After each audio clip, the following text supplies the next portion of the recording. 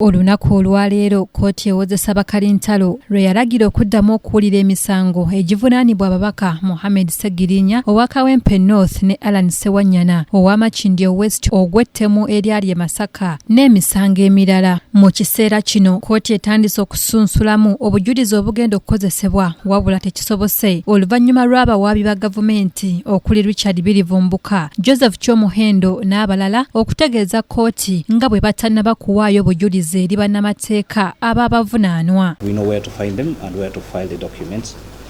And secondly, Your Lordship, we are working very hard to keep by the schedule the court gave us the last time we were in court. However, my Lord, we anticipate that we may not be able to finish what we undertook to finish by the 4th.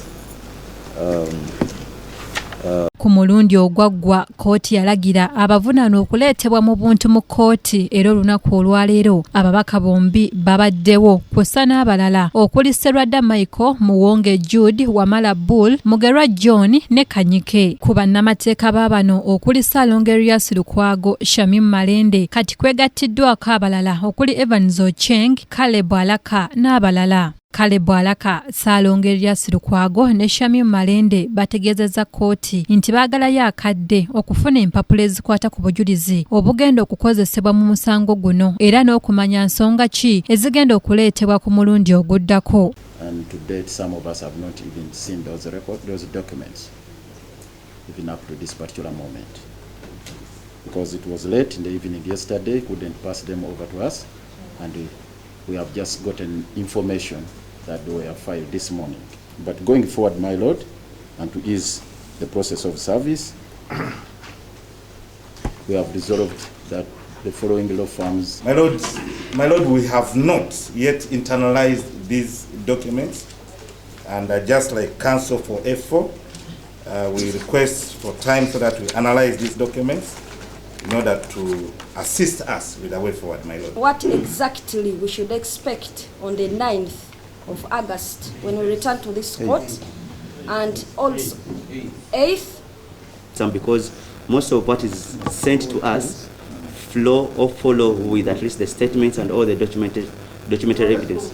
Abavunaanibwa bano omusanvu nga bayita mu munnamateeka waabwe Shamim Malende basabye omulamuzi okubaako kye boogera mu kkooti eno. Omulamuzi kyakkiriza era nga bano bagambye nti baatulugunyizibwa bwe baali bakwatibwa nga n'abamu balwadde nnyo. Kibwe omulamuzi badde nsaba era kkooti eno eyise order state Birivumbika akwatibwe avunaanibwe omusango gw'okubeera nga abuzaabuza kkooti buli bamusaba obujulizi n'akuba amakoona ne yeetooloola. Nsaba Oweekitiibwa omulamuzi mu buyinza bwo oyise order omwami oyo akwatibwe. N'okubeera nga buli kaseera akuba amakoona bwe bamusaba obujulizi obutulumika. We trust that we are being accused falsely, but we did nothing. It is just that the state continues to implicate us on matters that we don't understand. He was given two options, either to accept that he committed the crime or to lose his life. Oweekitiibwa ne bansibwa obukokolo ne bankuba emiggo nga bwe bakuba emiggo nga baŋŋamba ekigambo kimu olina okugamba Allan oba Ssegirinya ebakola ki ebakutuma ne mbagamba bannange abo sina kye bamanyiiko naye munda muno mulamu bwange buli ayagala 24 hour mbeera nzirukana kyatereerako ddala era mu dakiika 15 banjagala genda poliisi gyetwagenda ekitata tebagala kumanya kiyitibwa musibe bamutwala ng'ekyonziire kitalina makulu tebafaayo ku bulamu bwamu. Embeera eno ewalirizza omulamuzi General Visa okuyita omu ku basirikale ab'amakomera okubaako by'annyonnyola kkooti eno. The order which the Honorable alleges, I'm not sure whether that order was given, but if it was given, we have never received the order in written or a written order. Omulamuzi General Visa wasinzidde n'ateekawo olwanga 11 omwezi ogujja ogw'omunaana omusango guno okuddamu okuwulirwa era ng'abawaabi ba gavumenti balagidde okudda nga buli kimu kiwedde omusango guno okutandika okuwulirwa. Bo bannamateeka okuli Ssaalongo Erias Lukwago ne Shamim Malende bagambye nti abawaabi ba gavumenti bali mu kuzannya jangu nkwekule. Bikulaga nti obujulizi bagezaako okubunoonya kifuba naye bali ne bagaana.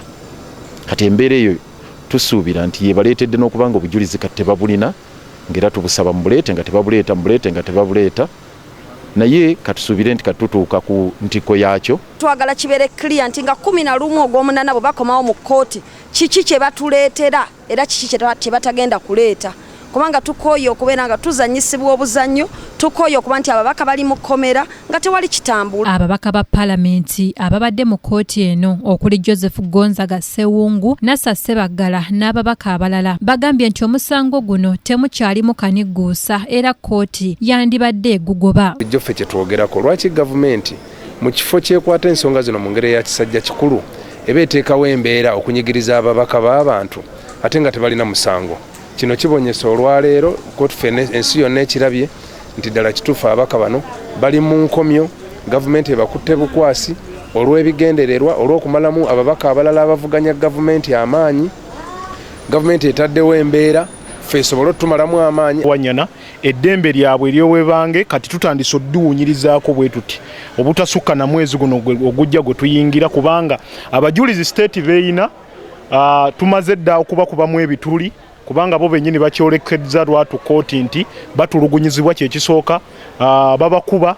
Abantu bano bonna baakwatibwa omwaka oguwedde okuva mu bitundu by'eggwanga eby'enjawulo okuli Lwengo mu Masaka ne Kampala wabula ne wedutuukidde olwaleero ng'omusango guno tegutandikanga kuwulirwa. Omulangira Junju Moses yakusakidde eggulire lino ku lwa KTV amalindirire.